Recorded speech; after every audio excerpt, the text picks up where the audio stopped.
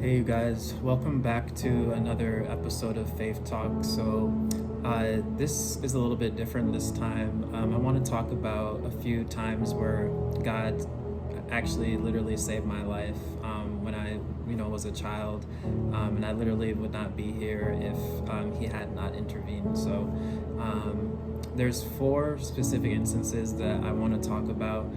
There have been many things and instances in my life that have happened that really could have caused me to die or could have killed me, but honestly God intervened and was there and didn't allow it to happen.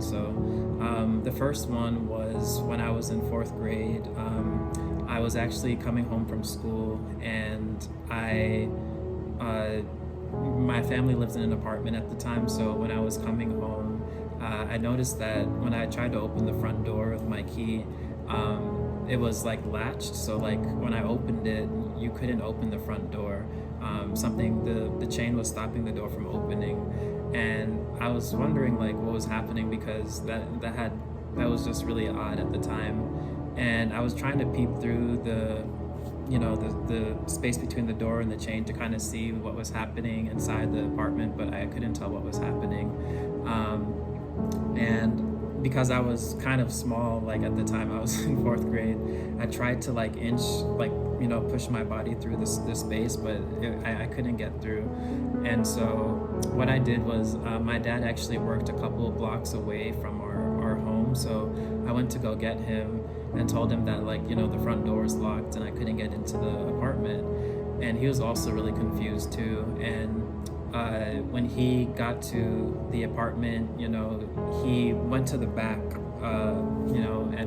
back way of the building to see what had happened.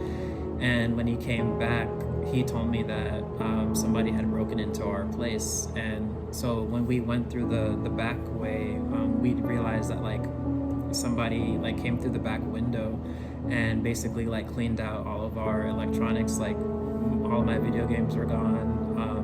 Our DVD player, jewelry, printer, just anything that you could think of was taken.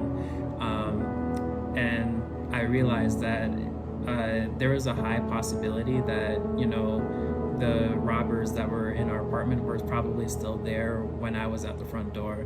And honestly, if there wasn't a chain on the door and I had walked in on them, I don't know what would have happened to me. They could have killed me. So I honestly believe that God allowed them to put that chain on the door so they could preserve my life and keep me from harm. The second one is, I don't know if this was maybe before or after this happened in the timeline of my childhood, but my sister was a teenager at the time. She had just started driving, and she needed to return a library book downtown where we lived. And she was gonna take the family car to do that. And at the time, one of my friends was over, hanging out with me at the apartment. And I heard that my sister was going to the library, and I asked my mom if I could go with her. And my mom, I remember till this day, when I asked my mom, she looked at me so distinctly and she paused for a second and she just said, no, you can't go. So I was like, that's bogus. Why can't I go? What's the big deal? And literally a couple minutes after my sister left, I think we got a call from the police or something saying that she had a car accident, and the car was completely totaled, completely destroyed, but my sister survived. And the crazy thing is, literally on the dashboard of the car, the Bible was opened up on the front dashboard of the car, and it wasn't it wasn't anywhere near the front of the car. So it's pretty interesting that it ended up opened in that way.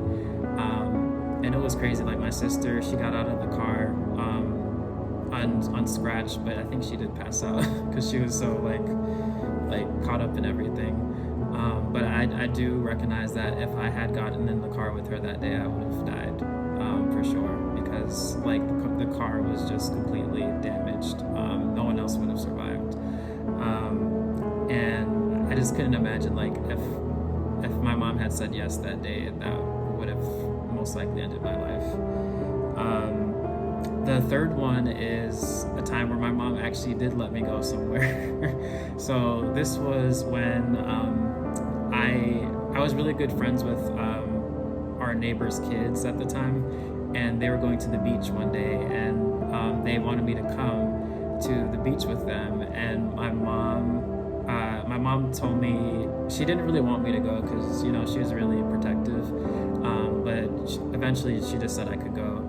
And so I remember when we got to the beach that day, I was literally like near the shallow end of the beach that I can remember, and all of a sudden, for some reason, like I felt like something was pulling me to the bottom of the water, and I couldn't get my head above the water. I couldn't keep it up above the water, and I was like, I think I'm drowning. Like I was like this. I think I'm about to die. Like I was probably like 8 or 10 years old at the time, and my friend's dad realized that I was going down, and I couldn't keep my head above the water, and he like rushed over and like rescued me from basically drowning. And that was really crazy. Like it's a good thing that he saw me, because like I don't think anybody else had noticed, and I would have gone under for sure.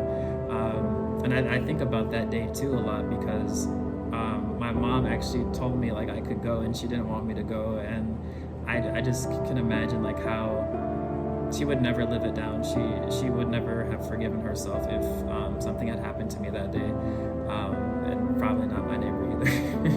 He probably wouldn't have been alive either, honestly. And then the last one is when I went to an amusement park in middle school. So this was like the end of the year. Like they took our whole class out to the amusement park to like celebrate finishing 8th grade. And because I'm a scaredy cat, and I was actually obsessed with the Final Destination movies. I don't know why at the time, but if you know what that is and you saw the third movie, you know how the first 10 minutes of the movie goes, so you could already understand my fear of roller coasters. And I remember at the beginning of the trip, like I wasn't planning on getting on any roller coasters. I was just I literally, like, this is pathetic. The first ride that I went on was the merry-go-round. Like that's how sad I was in terms of like being willing to take rides. But my one of my teachers at the time, she saw that twinkle in my eye, and she saw me looking at all the roller coasters, and she was like, I can tell like you want to try them, just try it. And so I finally tried the smaller ones, and then I did all like the really big ones. And I remember there was at least 2 or 3 times where something pretty crazy happened. So the first one was there was a roller coaster. I was with my friend, and we were sitting down about trying to like fasten our seatbelts or whatever before the ride took off. And for some reason, like my thing wasn't clicking, my seatbelt wasn't clicking, and they were about to start the ride. And so me and my friends are like, we're trying to get the person who's about to start the ride's attention, and they couldn't hear us. And so we're kind of like screaming, and I was like, you need to look over here. I'm about to, like, my thing is not working. And they couldn't hear us, and my thing wasn't working. And literally a couple seconds before the ride takes off, it clicks, and then we go off. And it's one of those roller coasters that does like this, like the U shape. So that would have been bad. And then the second one, this happened the same day at the same park. There was another one where it like kind of twists and turns and spins you upside down. And this time they were actually checking people's seats. And when they checked my seat, because it's like the thing that goes over you that kind of fastens you.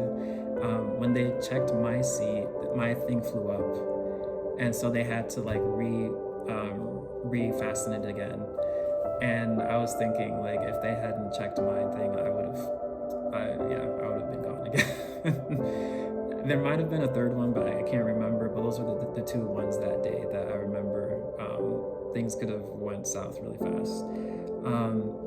So I say all of this to say, obviously, I know God was preserving my life that day. And, a lot of times we think in life, why am I here? Like, what's my purpose? But I just want to encourage you that you do have a purpose in God, and you're not here by accident, and you have an assignment from heaven to fulfill. And, it just reminds me of the two verses in the Bible. So the first one is Jeremiah 29. I think it's 11 or 17. I can't read my own writing right now. But it says, "For I know the plans I have for you, declares the Lord, plans to prosper you and not to harm you, plans to give you hope in the future." And then Jeremiah 1:5 says, "Before I formed you in the womb, I knew you. Before you were born, I set you apart. I appointed you as a prophet to the nations." So just it's important to know that, God knew you before you were born, right? So there's no, there's no question that your life has a purpose and your life has a reason to it.